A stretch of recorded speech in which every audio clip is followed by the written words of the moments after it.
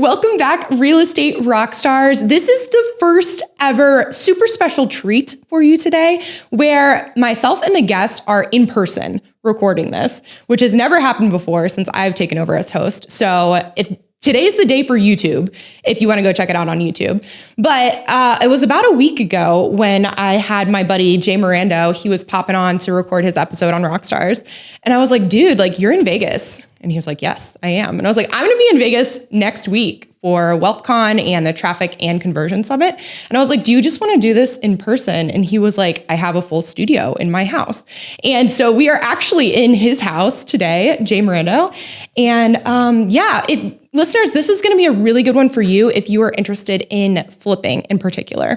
So Jay has been in the game since 2015. He was a dealer in the Wynn Casino for a couple years before that, craps dealer, not just a lowly blackjack dealer, which I just found out was like actually a difference there. And since getting his license, he started out with like retail and then now primarily flips and uses his license both to acquire deals and to sell on the back end. He did 26 transactions last year in 2023.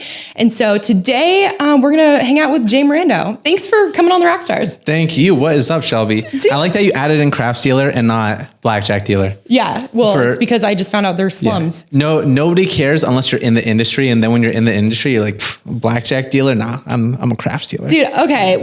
So let's go back a little bit and let's talk about so you were a dealer. Why did you get into real estate, your license, and kind of like your journey up until this point? So I started dealing on East Coast in 2009.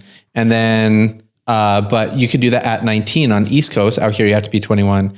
So I worked and saved. And when I was watching TV, Vegas, like the world was burning, right? It's like in the middle of the Great Recession. Everybody's talking about how all the real estate in like Las Vegas, Phoenix, and Miami is dirt cheap. So when I'm looking at the TV, I'm like, I have to find some way to go to either Vegas, Phoenix, or Miami because I need to buy property. So I'm like, I'm already a dealer. If I'm a dealer in Las Vegas, I'll make twice as much money. Nice. I'll never have to deal with snow again. I don't have to deal with state taxes.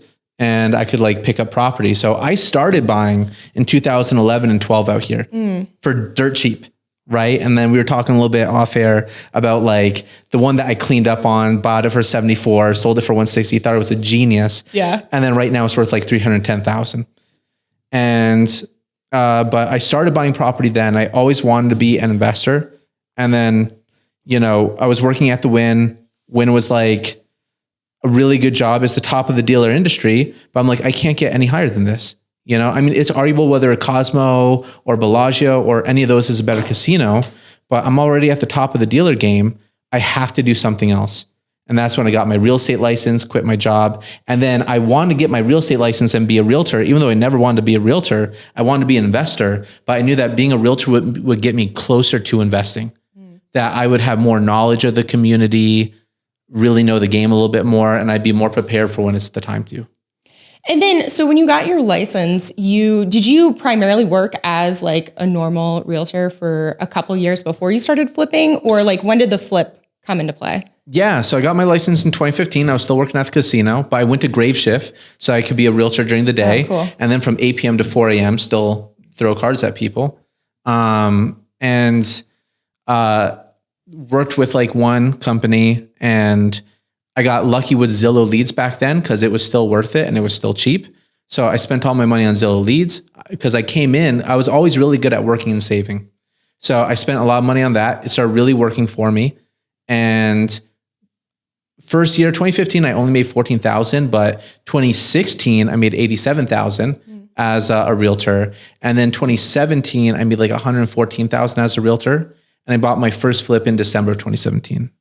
Okay, gotcha. So you worked your way up using Zillow leads. And I think you mentioned before when we talked that you used Facebook ads too. Yeah, I got into it, but I didn't know it as well as I do now. If I knew about ClickFunnels like I knew back then, I got a lot of people interested, but all the leads were trash. Because when people start looking on Zillow and they call you to show the home, they're ready right then and there. Right, they want to see it. But when people start looking, when they start clicking on houses, they're like 2 to 3 months away, and you need a way to drip on them. So like the Facebook leads, you could get way more leads, but those leads are 2 to 3 months out, and I didn't have the system to really collect them. And I just wasn't as savvy with like all of internet marketing back then. Yeah.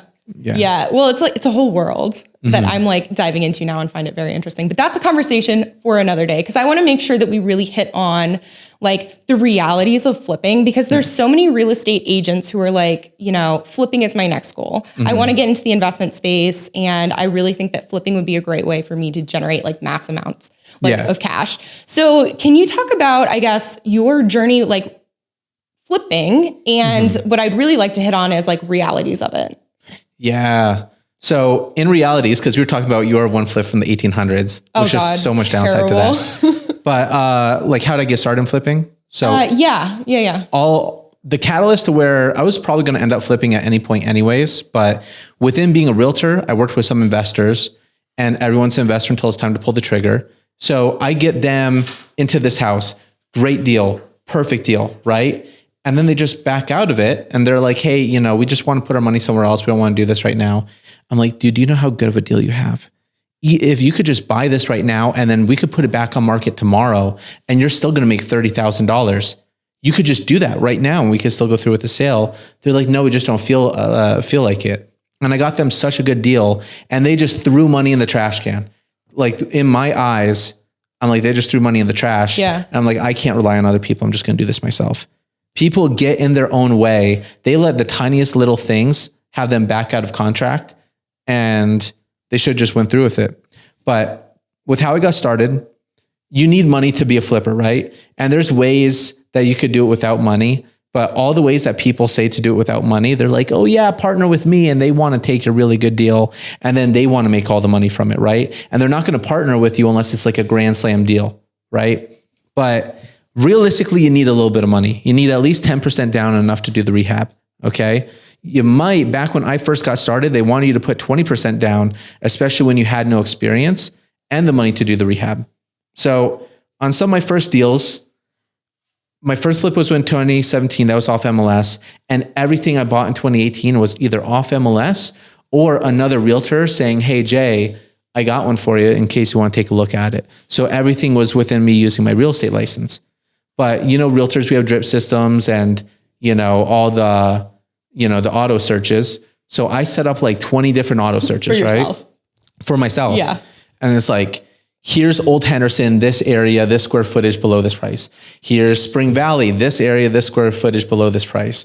Because you can't just do, if you do like just the cheapest price per square foot, you're only going to get one zip code in your part of town, right? You're probably going to get the worst part of your town. So I specialize like certain areas in this one, anything under this price, because I knew that would be a deal. In this condo community, I knew anything below this would be a deal. And I like really, really specialized it so that I could pick up on deals that other people aren't going to see. Gotcha. If they just go on lowest price per square foot. And I had 1 million searches and I just put out tons of offers. And okay. I want to break this down a little bit. Okay. So if like there's an agent who's listening and they're like, I really wanted to get into flipping for myself.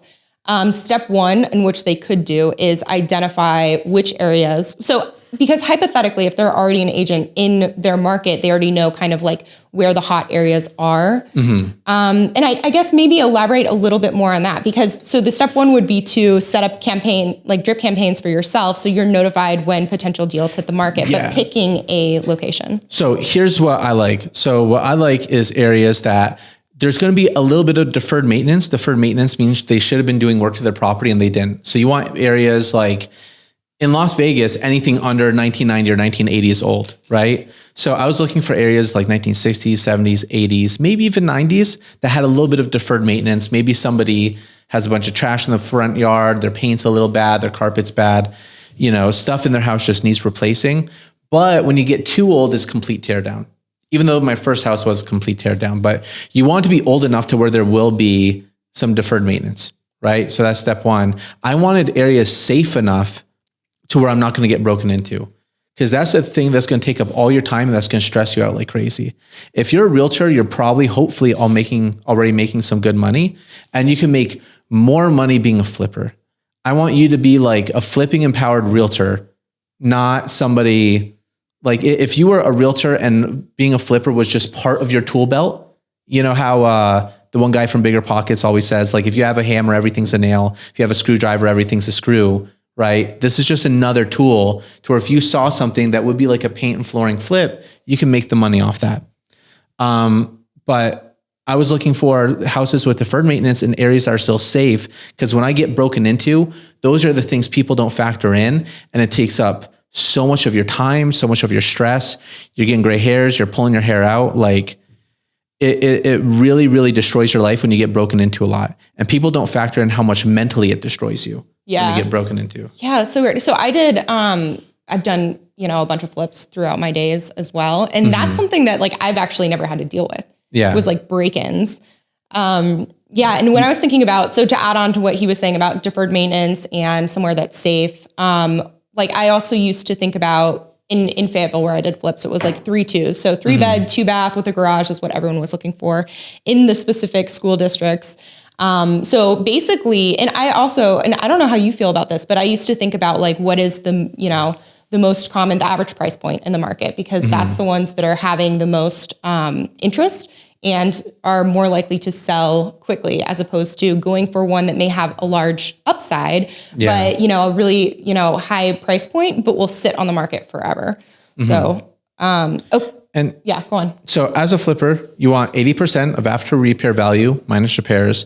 In other neighborhoods, and maybe for the more older neighborhoods or for parts of the country that don't sell as well, you probably want to do a 70% of ARV minus repairs. But 80% of ARV minus repairs. Let's break that down a little bit. So ARV meaning after repair value. Okay. So what it will be valued for after all the renovations are done and you're ready to list it. Correct. Okay. So like if it's a $500,000 house, and so 80% of that is 400,000, and if it needs 40,000 repairs, then you're getting it for 360,000. That's what you need. And that should cover your holding costs, but I'm getting some things cheaper in late of 2023 because things are taking longer to sell. Yeah. So we need to get below that point, right? In certain places, you need to get lower numbers. If you are in the Southwest, that 80% of ARV minus repairs should work for you. I think maybe if you're in some parts like northern parts where it snows, or the property values just aren't that much, you might need to get a lower percentage. Okay. So step 1 is identifying the searches in the areas that you want. And then once the properties come in, step 2 is like the analysis, which is kind of where we went into now. So the deal comes in, and then if you're the agent who's considering this for their flip, you have to run comps on what it will be worth after you do the renovations, and using that number, depending on your market, it'll either be 80% or 70% of that number, and then subtract out repairs. And this is where being a realtor is like the biggest benefit, because you should really know not only what the after repair value is, but what sells and doesn't sell in your neighborhood. So we're like a rookie or somebody who just took a course off the street might go and say, hey, here's a house off of a main road, and they're doing all the comps, and they're like, wow, I should be able to sell this for 500,000. If you're a realtor, because you back up off that main road, you're going to sell it for 30,000 less than everybody else around you. No one wants it. Yeah. Or like the really steep driveways, there's just those little intricacies that you're totally right. As a real estate agent, you just have more insight as to what people are actually interested in. And I think that that's the thing too. Like I hear agents a lot be like, oh, like I want to flip and I don't know where to start. But you do. If you've walked houses with buyers, like you know what they want. So super powerful. Some of the other things I think is really good for agents is, so one, they really know the ARVs, at least they should. But some of the bad things that I see from agents is they're not counting all the math. They're not doing all the quiet costs, meaning their holding costs, their selling costs, all the costs that aren't the rehab. As a realtor, you should know that if I bought a house for $330,000 and sold it tomorrow without doing anything to it for $360,000, I'm probably going to break even off it, right? So, I mean, some realtors I see are like, hey, Jay, here's a great deal. Everything else in the neighborhood is $360,000. You can buy this for $330,000 and it needs like 20,000 repairs, so you can make $10,000. You know better than anybody. I'm going to lose money tomorrow if I sold it for the same thing. Right. Bake in enough costs to where you make a profit off it and that all your holding costs are accounted for. And you need to spam out a lot of offers. So if I'm doing MLS offers, I'm probably getting 1 out of 20 are getting accepted, and 1 out of those 20 aren't even getting accepted right away. I'm going to have contact with the agent and be like, hey, Jay Mirando, I'm an agent too. Like, everybody else is just going to try to wholesale this property. I'm not trying to do that. I'm an M buyer. An offer from me is not an offer. It's a sale. Like, just pick me. I love that. You're a realtor. Such a good line. Yes. It's not an offer. It's a sale. Jay Mirando, ladies and gentlemen. And you go in and you know what realtors want to hear, but they're still going to go with the highest priced offer. Then that highest price offer is going to come back on them with something else. And then they'll call you like a month or 2 months later. Yeah. So even my 1 out of 20, that's not even right away. That's me like paying the long game till like 2 months later, 3 months later, and they get backed out. Here's a quick commercial break from our sponsor, Ryan Pineda.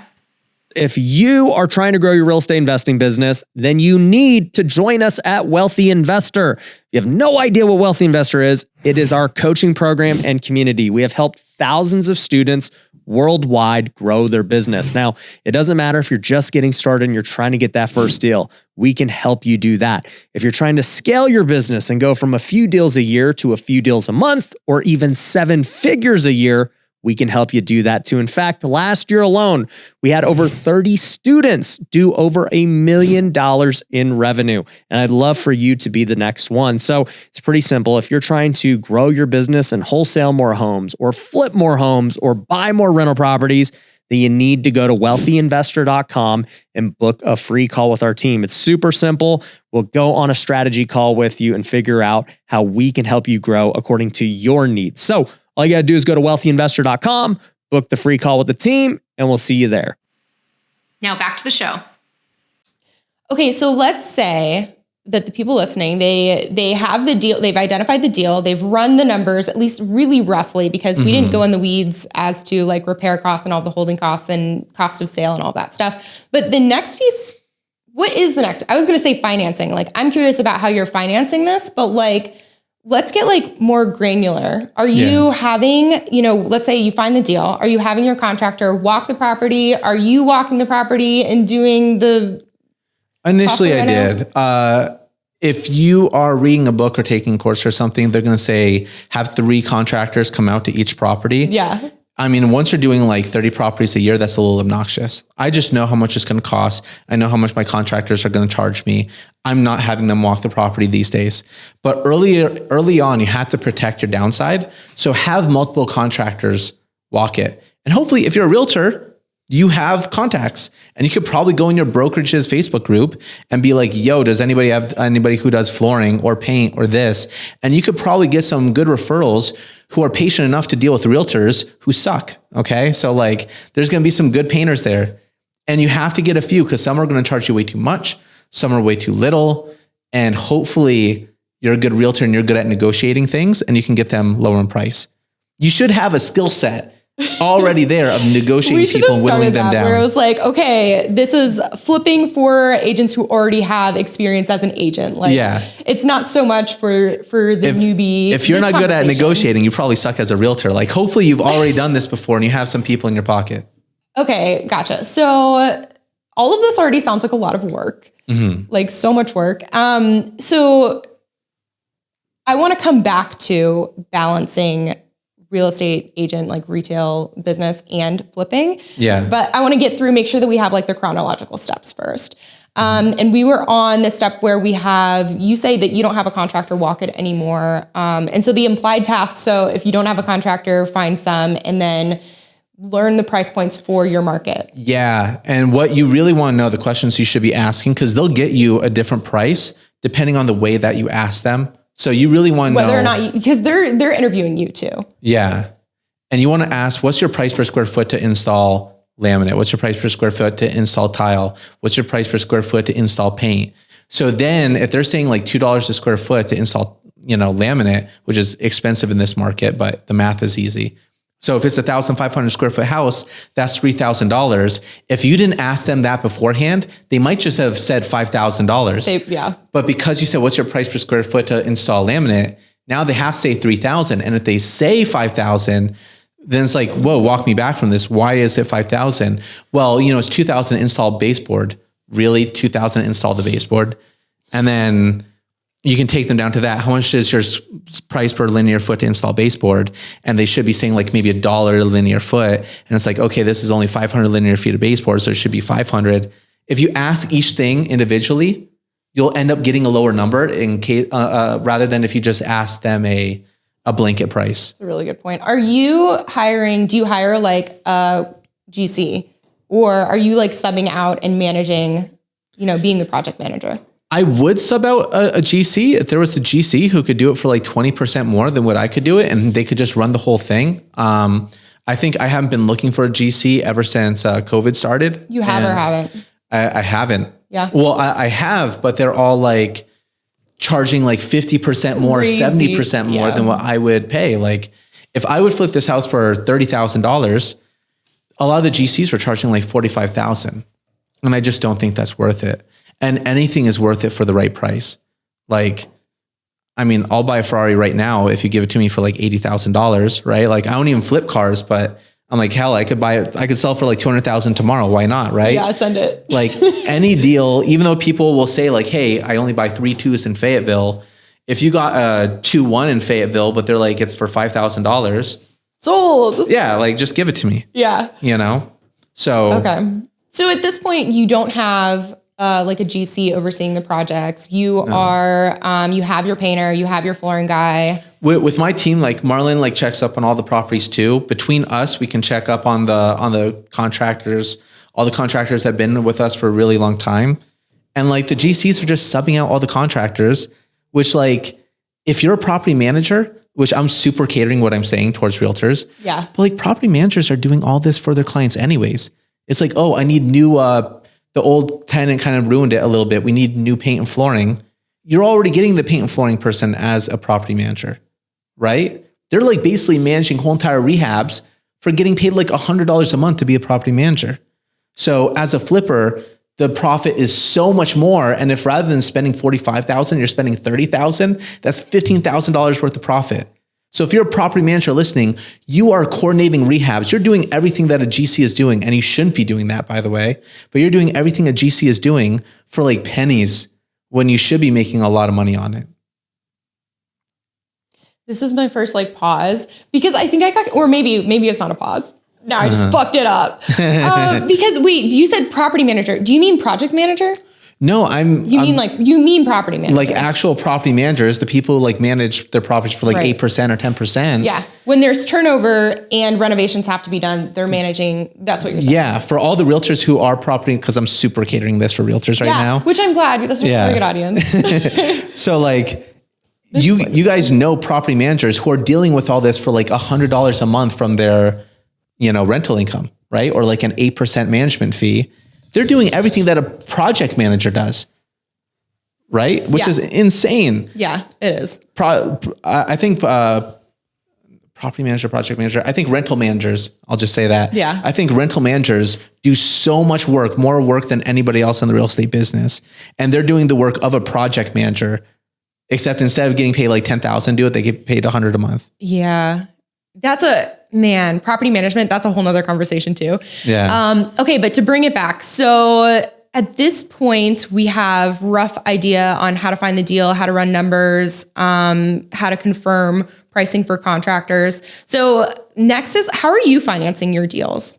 I use Kiavi, and I think I get like a $500 referral fee if they just use Jay Mirando. So if you do call Kiavi, say Jay Mirando referred to you, and let's see if I actually get $500. Like hoping. But is that a hard money lender? Yeah, it's a hard money lender, but they're really good because they're institutional hard money, meaning there's real hard money to where they're not checking your credit, they're not checking your background, they're not checking your finances or anything. Yeah. They're just giving it to you straight gangster style, and you're probably going to pay really high points, maybe like 12% and 3 points up front. Maybe these days, even like 14% with 3 points up front, where for me, somebody who's done over 100 flips and I have a relationship with Kiavi, I'm not even supposed to say that. I don't have to put any percent down. Like I have a personal carve out. If you ask Kiavi, what's the lowest amount I can put down? They're going to say 10%. Yeah. I have my own personal carve out for 0% down, which you just can't get unless if you're somebody calling off the streets. Fancy. But for anybody who's a little bit experienced, they're going to get 10% down. with nowadays like 11 to 12% interest rate, and like 1 to 2 points up front. Okay, gotcha. But that's for inexperienced people. Yeah, for inexperienced, it's probably still going to be like 12% with maybe 2 points up front. Because I hear, when people try to get financing, it's such a problem when, if they're going to hard money lenders and they're like, what's your experience? And they're like, I have none. And they're like, well, come back when you have some. And there's no college for this. So they're right. Like, there's no college for being a flipper. So the only way someone's a flipper is if they're a flipper. Until they call Jay Mirando and they're like, I want to partner with you on this deal. No. You're like, that's my nightmare. Literally, no. I want your money, not your opinion.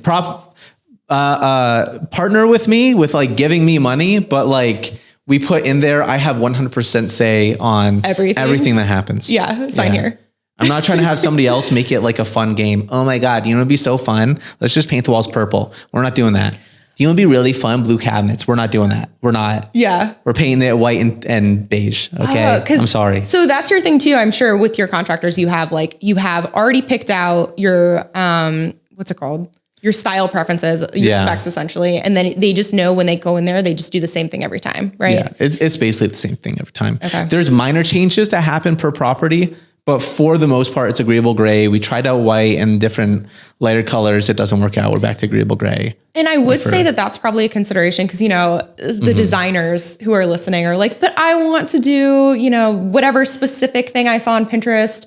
And I think the decision point comes into whether or not you want to do it at scale as well. Yeah. I think if you're doing a one-off flip, you might be, there's the Facebook flippers out there who really overdo the house and they make it look so cute and adorable. Yeah. I don't make my houses the best.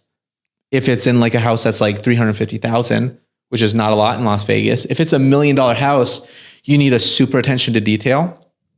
But if somebody's a Pinterest person, they're probably spending way too much if they want to really gamify it and like make it so it looks good for Facebook. But little things, if that's fun for you and you could do those little things, I wish I could do that. I can't make things super cute in a property. You made this plant look so good before we started. Thank you. Thank you. You centered it. It looks amazing. Yes. Don't sell yourself short now. Thank you. I wish I could do little like floating shelves and little designs that make it look cute, but. With the financing and go back though. So you have 0% down. What is your interest? Where do they get you? For me, it's 11.5% with 1 point up front with a $9.99 transaction fee. Okay, gotcha. So if you're putting 10% down, it might be like 11%. If you're putting 20% down, you might get it to like 10.5. I think I'm putting too much numbers on people and they're going to forget that, but it's okay. Hopefully maybe they're writing things down. Yeah. Or maybe they just blacked out. Okay. But hypothetically, you're not Jay Mirando and you don't have this amazing financing. Sure. You can go to, what's it one more time? Chiavi. But Kiavi, which Chiavi means key in Italian, but it's CH is the Chiavi sound. So they whitewashed it by calling it Chiavi. So Chiavi's not even Chiavi. Wow. Yeah. Okay. But in the beginning, hypothetically, the real estate agents out there and they're like, this is my first flip. Would you recommend they use their own money cash or would you recommend what would you, I don't know. I would say put 20% down and you'll get a lower interest rate and have money in reserves. So what's going to protect your downside the most is, and like that's number one. So like Warren Buffett says, rule number one of investing, don't lose money. Rule number two, see rule number one, right?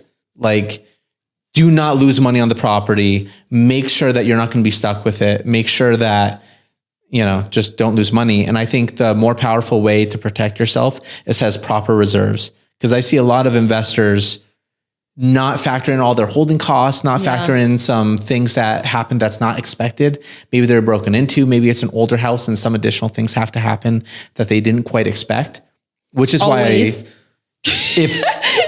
if you're flipping always, whatever you think the cost is going to be, it's more. You're going to find something. And I'm super good at all the costs for like 1990s, 1980s flips. But if it's a house that's 1950, 1960, and the floor plan's a little weird, it's always more than I expect every time. And you have to factor that in. Okay. So you say 20% down and get 20% down and make sure you have reserves. I would rather, I feel. You're not talking about hard money though. You're talking about 20% down on like a conventional so you can get a lower interest rate, or are you talking about hard money? Because basically conventional will not qualify you for the loan because it won't pass appraisal. So you still get 20% down on like maybe a hard money loan because they will get you a better interest rate. But you just make sure that you let's say a house in your area is 400,000 and you had 400,000 to find a flip and fix it up. I'd rather you buy, a $300,000 house and put 60,000 down and have all that money in reserves. One, so that you have the optionality of, if you go out there and you go to everybody and you're like, hey, I'm looking to buy my first flip, and tell everybody, right? Like everybody who you come across, tell every person in the world, have no shame that you are looking for flips, right? And like, let's just go backwards. What's the number one way to guarantee that you never get a flip? Don't let anybody know. Yeah. Don't let anybody know that you want to buy a flip. So conversely, like what's the one way to not sell a house as a realtor? Tell no one that you're a realtor. Okay. Don't let anyone know that you have your license. Don't let anyone know this is something you do. But number one way to start getting flips is tell everybody that you're looking for flips. You might buy this first one, and then a month later or 2 months later, when your realtor friends is like, hey, Shelby, I got the perfect deal for you. It's this one over here in Fayetteville. It's this price. Like, buy it now. You don't want to say you don't have any money, because if it's a screaming hot deal, you got to buy it. So find a way. I want you to have optionality, because I never want you to turn down a good deal, but I want it so that you have all the reserves so that something happens, you can cover it. I think having more money in reserves is more important than putting down all cash. Okay. So they're putting 20% down. They're having money in reserves. With your hard money, Kiavi, they are lending purchase and reno? Yeah. For me, it's purchase, renovation. Like I can finance for an average everything. person. For this, hypothetically, this first timer. Yeah. And then just so that everybody knows, when they finance your renovation, they do it after you do the renovation. That's a good point. And some people are like, I only have the 10% down of 300,000. So let's say 30,000. I only have 30,000. So I'm good to go buy this house now. But they don't know that you have to pay for all the rehab. Then you have somebody inspect what you did, and then you can get your renovation draw. So if it's like 60,000 rehab, they don't just get you that money up front. So you can buy a Ferrari with it. And then flip it. Yeah. Okay, gotcha. That makes sense. I wish they did though, but. So you found the deal, you have your numbers, you've financed it, and then what else? So at this point, you close, you start. Oh, and then by the way, so you go through Kiavi and all that because they don't, or you go through, there's institutional hard money and then there's like private hard money. Private hard money is probably going to, or like one of your friends. So one of your friends could just write a note and put it on the house. But trust me, as someone who's done over 100 flips, everyone's an investor until it's time to pull the trigger. Your friend is going to say, hey girl, I got 200,000 for you. Like if you find a flip, Shelby, I love you. Like I'll lend you that 200,000. And now you found the flip and you're like, I got it. Give me the 200,000. And they're like, oh, I don't know. I just don't feel comfortable right now. Like, are you sure? Are you sure with this? Are you sure with that? And they're not going to lend you the money. Oh, I think you should be buying it for like 160,000. Who are you to say, right? I'm the real estate professional here. Give me the money. But this is why you go through institutional hard money lenders, because they don't get trigger reluctance. You know, they don't have the anxiety about like lending you 200,000. That's an everyday occurrence from them. So the more emotions that you have to deal with, the more stressful everything is, and it's not predictable. Go through someone like Kiavi, because you're going to get the money for sure. All of this sounds like a lot of work. And I've flipped a lot. So obviously I'm leading this, but go on. What you could do, not with Kiavi, I think there's a company called Anchor Loans. Okay. But there's something called gap funding, which gap funding is like, okay, let's say you need 10% down on this property, 300,000. So that's 30,000, but you don't have 30,000 because you're broke. Your friend could do gap funding for like 30,000 for you. And Kiavi doesn't let you do that, but I think a company called Anchor Loans does let you. But I've heard other people that have problems with them, but some people will let you do gap funding in case you don't have the money to put down. Gotcha. This is a lot of work though, right? Flipping is okay. So when you were real estate agent, Jay Mirando, which you still are, but you were doing more sales for other people. And then you started flipping at the same time, which I feel like is probably the position of most real estate agents. What were your lessons learned? What does it really look like to try to work sales and flip at the same time? Looking back now. I focused so much on flipping that I think it took away from me being a realtor. I think that if I would have just focused 100% on being a realtor and maybe cherry picked my flips a little bit more, like I think anybody who is a realtor who's busy in their market could find 2 flips a year just doing what they do. Just you're showing people houses and talking about it. And talking about it. Yeah. And if you're talking about it and actually going to like realtor meetups and telling everybody that you're looking for flips, you might even get more. And like the flips I've gotten from other realtors tend to be in nicer areas, safer areas, and maybe things that just need like a paint and flooring rehab rather than complete teardowns. Would you recommend that for if someone like their first flip? What if they get like a screaming good deal, but it's a ton of work, or they get like a base hit with less work? What do you recommend? I absolutely want them for your first few flips, have it be something that's a little bit easier. Like, you know, wean yourself into this a little bit. Like, hey, I'm going to do this flip. It needs paint, flooring, maybe paint the cabinets or something like that. Maybe tile 1 bathroom, but nothing more than that. And then put it on market so that you get a little bit of pacing for the flow of it. So you can see if this is something you like. And if it's one of those, you haven't even gotten to the stressful parts yet. I've had flips where I had to pull guns on people. I get broken into multiple times. I get broken into over 30 times a year because I take on flips. It's nuts. Yeah. I take on flips that are a little bit more dangerous, you know, and it takes up all your time and mental attention. Get the ones that are, you'll never get broken into a condo. Maybe you will, but probably not, you know. Just get one in one of these nicer communities, do that, and then increase your skill set a little bit. My first flip, it actually was a difficult one, but, you know, we dealt with it. I didn't do a full remodel like I would these days on it. But second, third, fourth, they're more like paint, flooring, maybe change the layout a little bit, and then just do new cabinets and a traditional rehab. And those are easy. They're more predictable.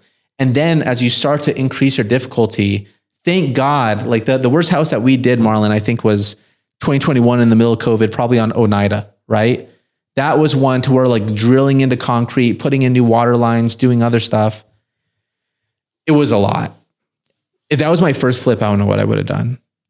You mentioned developing the skill set. What do you think are the most important skill sets that someone would need to develop to be a good flipper? Even though you don't know construction, like I've never done construction. Like I don't, but I know the process of it. What's the skill set? So like knowing what the process is of rehabbing a house, like, you know, you do paint and flooring, and just seeing it happen and watching it happen does a lot for you. You know, you just seen it done from beginning to end, right? And there's things that you're going to pick up along the way. And there's the skill set of negotiating with contractors, skill set of talking to contractors.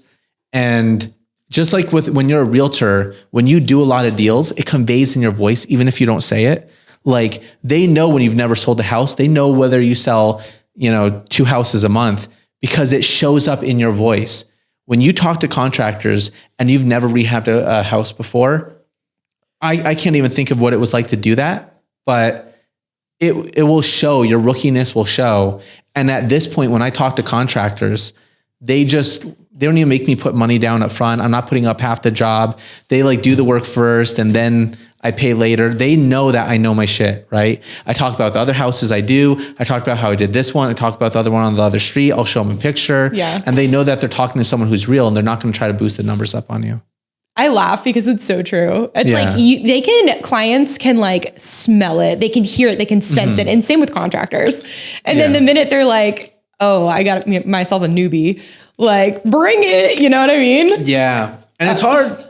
I'm 34 now, but my first flip, I was 27 or 26 and I have a baby face. So I look like I was like 19 and my contractors are like 42 years old and they just don't want to listen to you, right? Unless you have a resume and a history and you've done it before. Is there any way to shortcut this?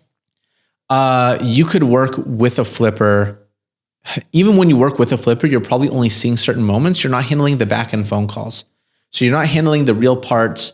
You might think it just magically got done from beginning to end, but I think that I rehabbed some of my own personal properties before I put it on market. Like in 2017, I sold the first house that I did in 2011 and I painted that house. I redid the carpet and I did some LVP, and every rehab that you do, that you subcontract, you're going to increase your skill set more and more, and you're going to know the process more and more. But I think that being a realtor is a great help, knowing what sells. I've done a lot of sales to where other flippers would have done like a full huge rehab on it. And I'm taking a look at the comps and like, hey, it'll sell for what you think the ARV is, which is paint and flooring. So why would I do everything else? So that Facebook thinks I'm cooler, or I put out whatever. Like, you don't have to. When you're a realtor, you should know what sells in that neighborhood. And like when I see the flips that David Perret does out in Missouri or something like that, yeah, like we would never use those finishes, right? That's like, you know what your market wants a little bit more. Hope Dave listens to this. Yeah. Calling you out. Yeah. Okay, gotcha. So let me think about where I want to take this. Really, is there anything that we didn't talk about that you think that someone, a realtor who is interested in flipping, should know? Yeah. And yeah, that's the one thing I said. If you focus too much on flipping, you're going to take away from your realtor career. And then being a flipper, if you do the ones that are too in the weeds, don't do anything that's too old, nothing that needs too much work, because that's when there's a lot of things that are unexpected that come up that will destroy your profit and that will ruin you.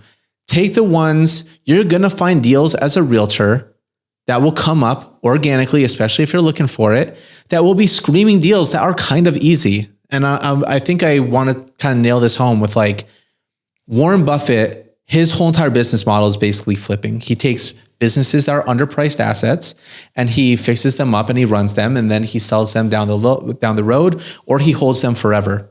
But when Warren Buffett is looking at businesses, he's a really smart guy, really brilliant, and he'll take a look at something that's still a really good deal and he'll say it's too difficult, too complicated, right? When Warren Buffett is looking at businesses, he wants it so that it could be run by an idiot and still make money. But he's going to put in really smart people in place anyways. He's going to put in the smartest people, but he wants it to be so good that it could be run by an idiot and still make money. And when you're a flipper looking at a house, you want it so that even your dumbest friend could manage that rehab and you'll still make money on it. You want it so that the numbers, don't try to play with the numbers or fudge the numbers, just get it for lower. Realtors have such a guilty conscience about getting anything under value. If that person's selling their house for like $330,000, offer 200, see what happens. Offer 180, get it for lower to where even if you screwed up everything, you would still make money. And that's the deal that you should buy. Right? Don't try to make the numbers work too perfectly. If you think that the numbers on a $400,000 house will work for like 360 or 370, 380, try to get it for 330. And now you have more insulation so that nothing will go wrong. Yeah. It's there's some saying about like you win or fail on the buy. Yeah. In all of these, you're flipping businesses, you're flipping houses, it all starts with the buy. And then the other thing that Alex Hormozi says, about what you said, it's like simple scales, fancy fails. So just sticking to that. And I have that like on repeat in my head. So yeah. That's catchy. Wait, simple scales, simple scales. Fancy fails, right? It's catchy. And then you just say it a lot. You're like saying it all the time. Okay. Before we had to wrap up, I want to talk a little bit about like what you're doing these days. Cause we talked a lot about, what real estate agents can do if they're interested in getting into flipping. But like, what's going on in your life? What does 2024 look like? Where are you focused? Just scaling up to flips. I mean, I did 26 last year, so I want to get to 40. I don't know if I'm going to hit 40 this year or not. I'm not sure if it's going to be the year for that. So interest rates are lower. I mean, we were printing money in 2020, 2021, and early 2022. From the middle point of 2022, as all the realtors know, it wasn't printing money anymore. Yeah. And, things kind of changed. 2023 was more of a predictable year, but all my higher end flips didn't sell. Everything that I bought that was going to sell for 400 or less sold right away immediately in this market. So we're just going to be doing probably a lot more of the lower end flips. We're in the middle of COVID. I loved it. I mean, it's buy something that should sell for 500, then you end up selling it for like 580 and you made 80,000 more. It was so stupid. But what has to happen this year to go from the 26 to the 40? If interest rates went to 5%, then we could just do 40. Okay. And then we just like felt the winds go to that. But inflation is just so much stickier than what we thought. And they don't want to, reduce interest rates too quickly because it was like in the 80s or 90s or whatever, to where like, hey, they saw inflation go down.